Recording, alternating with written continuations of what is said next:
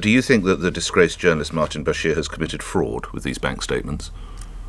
Well, I think looking at the findings of Lord Dyson, clearly some very serious issues arise. I'm not going to comment about whether or not criminal offences have been committed here. I think that's a matter for the police and the investigating authorities. You wouldn't expect me to opine about that. But you read that, I mean, I'm sure you've looked at, like me, at the executive summary. It's a 127-page report, and you see some of the words being used there about false documents, forgery, etc. You know, these are hugely serious matters that don't just raise questions about the individuals and the journalists involved, but also the senior leadership, sadly, who made decisions that Lord Dyson has, I think, rightly scrutinised and has found to be wrong.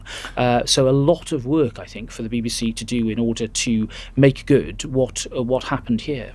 Which is the bigger crime, in your view, Justice Secretary? Would it be the original corrupt interview or the 25-year cover-up?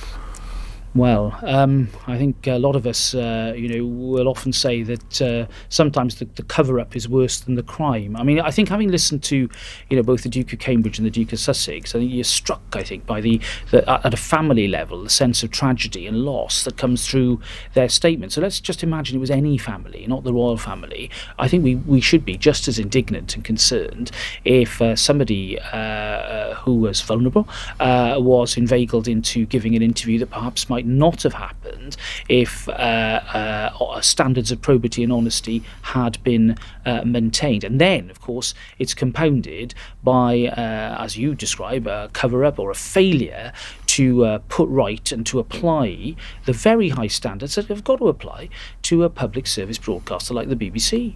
Lastly on this, Michael, now Lord Grade, who of course you will recall served as BBC chairman, says the BBC now has to address this. They have to change, quotes, their culture. Would you agree, and if so, in what way?